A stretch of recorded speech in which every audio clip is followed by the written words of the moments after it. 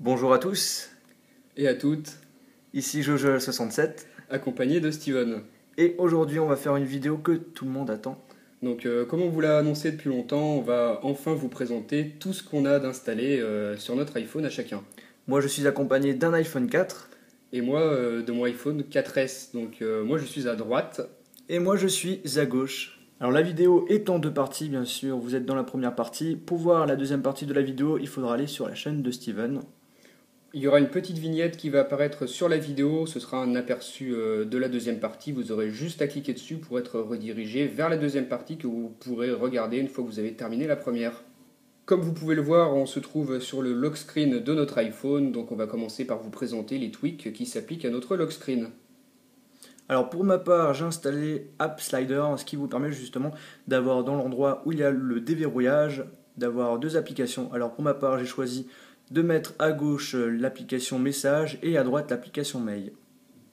Donc en fait, c'est deux raccourcis que tu peux avoir directement comme ça, juste en appuyant dessus. Ouais, justement, je n'ai pas installé BitSMS parce que BitSMS avait pas mal de petits bugs et j'en avais un petit peu marre. Alors justement, j'ai pris cette alternative pour justement avoir quelque chose de rapide sur le lock Voilà, screen. ouais, un accès direct au message comme ça, sans avoir besoin de déverrouiller. Ensuite, moi j'ai un tweak qui s'appelle Lock Oui et qui permet d'ajouter des widgets sur le lock screen de son iPhone, iPod Touch ou iPad. Donc là, il me suffit de glisser vers la droite sur l'heure pour faire apparaître un widget qui s'appelle NC Settings, donc qui permet d'avoir pas mal de petits raccourcis pour les réglages système. Je peux par exemple activer ou désactiver le Wi-Fi, le mode avion, je peux toucher à la luminosité comme ça. Donc voilà, juste directement sur le lock screen, sans avoir besoin de déverrouiller l'appareil, j'ai accès à ce widget comme ça, juste en glissant. Et pour finir, moi j'ai téléchargé le Tweak Torch qui vous permet justement d'avoir la petite icône qui est juste à droite de l'heure, qui vous permet justement d'activer le flash de votre iPhone. Voilà, donc chacun des raccourcis un petit peu partout pour les choses les plus utiles, sans avoir besoin de déverrouiller forcément notre iPhone. Maintenant qu'on vous a présenté notre lock screen, on va passer au springboard de nos iPhones. Alors on a tous les deux installé le même thème qui est le thème Icon. Voilà le thème Icon, comme il vient de vous le dire, on pense tous les deux que c'est tout simplement le meilleur thème de 2012. Quand vous regardez la qualité des icônes, c'est vraiment splendide. Voilà, beaucoup de détails sur toutes les icônes des applications, vraiment du beau boulot de la part du développeur.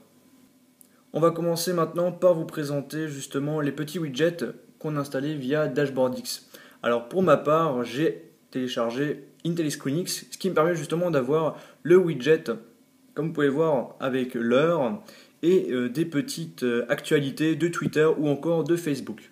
Donc voilà, IntelliScreenX, encore un des tweaks majeurs de l'année 2012, hein, vraiment Ouais, super bien fait. Vraiment bien foutu, oui. Ensuite, moi j'ai le widget plutôt NC Settings que je vous ai déjà présenté sur le lock screen de mon iPhone. Et bien on le retrouve en haut de mon springboard. Donc toujours le même fonctionnement, des petits raccourcis pour les réglages système comme je vous ai déjà montré sur le lock screen. Moi je l'ai aussi installé. J'ai également installé le widget statut Google, ce qui vous permet justement de faire une recherche de Google rapidement sur le springboard. Alors après, comme j'ai installé Browser Chooser, vous pouvez choisir le navigateur internet que vous voulez ouvrir. Ensuite, toujours pour les widgets, moi vous pouvez voir que j'ai le widget qui s'appelle le Clock Widget, hein, qu'on a ici juste en dessous d'NC Settings. Donc ça donne tout simplement l'heure sur un widget qu'on peut poser comme ça où on a envie sur le springboard de notre appareil avec Dashboard X. Et pour finir, j'ai téléchargé comme widget Wiki Background Pro qui vous permet justement, d'appuyer quand on appuie sur le petit widget, de supprimer toutes les applications qui sont en arrière-plan. Vous pouvez même personnaliser le petit mot. Moi j'ai écrit j'ai le pouvoir. Ensuite, sur la deuxième page de mon springboard, j'ai installé le widget météo, donc celui qui est disponible nativement, que vous pouvez placer dans le centre des notifications, et toi aussi tu l'as installé. Ouais, aussi en deuxième page. Donc voilà, ce petit widget, il nous donne la météo, on peut interagir dessus, comme ça on peut déplacer le widget facilement et simplement. On va désormais vous présenter les logiciels qu'on a installés au niveau du springboard. Pour commencer, on a installé chacun le tweak Barrel, qui permet d'avoir justement un effet lorsque vous allez changer de page au niveau de votre Springboard. Donc voilà, vous pouvez choisir dans les réglages du tweak, parmi un sacré paquet d'effets qui sont disponibles, vous sélectionnez celui que vous préférez. Il y en a une trentaine, je pense même. Ouais, il y en a un bon paquet. À chaque mise à jour du tweak, il y a de nouveaux effets qui arrivent. Vous avez vraiment le choix. Donc voilà ce que ça donne. Ensuite, on a encore une fois tous les deux le même tweak. Il s'appelle Gridlock et il permet de placer les icônes des applications n'importe où sur le Springboard où vous avez envie. Vous prenez une icône, vous la déplacez, vous la mettez par exemple en plein milieu. C'est vraiment comme vous voulez. Et ça fonctionne aussi avec Dashboard X pour placer les widgets à n'importe quel endroit. J'ai également installé le logiciel le Multi-Icon Mover qui vous permet, lorsque vous êtes en mode édition, de déplacer les applications que vous voulez. Vous les sélectionnez, vous aurez un point rouge de sélection. Vous allez sur la page où vous voulez les déplacer et vous appuyez sur le bouton Home et les applications sont automatiquement déplacées sur la page que vous avez choisie. Voilà, ouais, ça permet de gagner du temps, on n'est plus obligé de les déplacer une par une, donc vraiment pratique. Surtout quand on a tout plein d'applications. Voilà, ouais. Ensuite, comme on vous a dit qu'on a tous les deux le même thème qui est Icon, les dossiers de nos applications ont été modifiés. Vous voyez que l'affichage est différent. C'est maintenant du 2 par 2 alors que d'habitude l'aperçu c'est du 3 par 3. Et justement, quand on installe le thème Icon, on aura le tweak Icon qui s'installe automatiquement dans les réglages. Vous pouvez aller là et si vous voulez modifier l'affichage des dossiers, eh bien vous cochez cette option. Toujours pour les dossiers, moi j'ai le tweak qui s'appelle Folder Enhancer et qui permet de modifier encore une fois l'affichage des dossiers. Vous pouvez par exemple mettre plus d'icônes dans les dossiers de vos applications, vous pouvez même faire plusieurs pages. Comme ça, vous faites vraiment tout ce que vous voulez sur vos dossiers et vous pouvez voir que le fond c'est également mon fond d'écran, donc beaucoup d'options de personnalisation avec ce tweak. Ce qui est bien justement quand tu as installé des pages sur les dossiers, on a également l'effet de barrel qui se met en place. Voilà, on peut voir qu'il s'applique aussi dans les dossiers. Ensuite, toujours sur le Springboard de mon iPhone, j'ai un tweak qui s'appelle iProtect et qui permet de mettre un mot de passe pour protéger l'ouverture des applications. Donc par exemple Facebook, vous pouvez voir que lorsque j'essaye de l'ouvrir, eh bien, on me demande un mot de passe et si je ne connais pas le mot de passe, eh bien, l'application ne s'ouvre pas. Ouais. Donc bien pratique pour protéger un peu sa vie privée quand on prête par exemple son téléphone à des amis si on ne veut pas qu'ils aillent faire un tour dans certaines applications. Faire des bêtises. Voilà, j'ai les mails qui sont protégés aussi, donc les applications sensibles sont protégées. Maintenant, on va vous présenter l'application App Analytics qui vous permet justement d'avoir des informations sur l'utilisation de votre appareil. Alors ça va faire bientôt presque un mois qu'on utilise cette application et justement on peut remarquer pour ma part que je passe ma vie dans l'application Messages. Voilà, ouais, moi on a Byte SMS qui se trouve un petit peu plus bas, donc les messages pareil, beaucoup de temps sur Tweetbot, dans les mails. Donc vous avez comme ça les statistiques d'utilisation de toutes les applications que vous avez installées sur votre appareil, donc c'est vraiment pratique. Maintenant on va vous présenter un tweak qui est très utile. On est dans une application, on veut quitter l'application, la plupart du temps on appuie sur le bouton Home. Mais imaginons que vous avez le bouton Home qui est cassé, ben justement grâce au tweak Zephyr vous pouvez quitter l'application juste en faisant un petit geste. Donc moi je n'ai par contre pas installé Zephyr, mais pareil pour quitter les applications je n'utilise pas le bouton Home, donc pour tout simplement le préserver.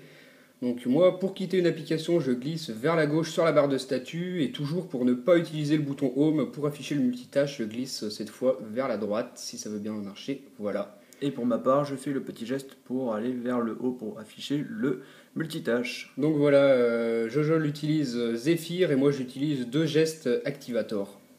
On vous a à peu près présenté la moitié des tweaks Cydia qu'on a chacun installés sur notre appareil. Donc comme on vous le disait au début de la vidéo, celle-ci sera en deux parties. Donc là on va terminer la première partie en vous présentant un petit peu d'autres choses que des tweaks Cydia. On va passer du côté des applications de l'App Store qui sont installées chacun de notre côté. Alors pour ma part, j'ai créé un dossier loisirs dans lequel j'ai justement les applications de chaînes de télévision, TF1, M6, W9 par exemple, ou encore Énergie 12. J'ai également l'application 20 minutes pour rester en actualité avec le monde, l'application Halluciné et justement pour finir Soundhound qui vous permet justement de trouver des musiques qu'on entend, alors justement pour avoir le titre de la chanson, l'album et l'auteur. Voilà, ouais, moi dans le même genre j'ai l'application Shazam qui est un petit peu plus connue mais qui fonctionne un peu de la même manière. J'ai aussi l'application Allociné, on retrouve Instagram que vous devez sans doute connaître aussi. J'ai aussi l'application NBA TV qui me permet de suivre le championnat NBA, donc nord-américain. Parce que tu es passionné de basket. Voilà, ouais, comme je l'ai déjà dit dans certaines vidéos, je suis fan de basket, donc cette application me permet de rester connecté, de suivre un peu les infos. J'ai aussi l'application page Facebook pour gérer ma page Facebook. Alors pour finir cette première partie, je vais vous présenter l'application Epic Citadel. Ce n'est pas un jeu, mais c'est une application qui vous permet justement de montrer à vos amis par exemple la qualité, la puissance graphique que peut gérer un iPhone, un iPod Touch ou encore un iPad. Alors en gros, on va vous montrer comment est présentée cette application. En fait c'est très simple, on va visiter une ville, ce n'est pas un jeu comme je vous l'ai dit. Alors on a bien sûr aussi le son des pas. Vous pouvez vous déplacer n'importe où.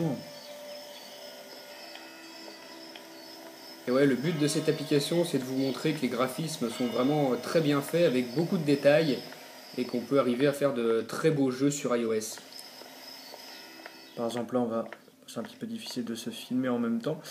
On peut voir par exemple l'eau qui coule, ou encore par exemple le drapeau avec le vent et des petits oiseaux par exemple. Alors c'est une application à télécharger et qui est gratuite et qui vaut le coup de tester. Voilà, donc on en a terminé avec cette première partie, mais on n'a pas terminé de vous présenter tous les tweaks Cydia qu'on a chacun installés. Donc si vous voulez voir la deuxième partie, vous avez juste à cliquer sur le lien pour être redirigé vers la vidéo.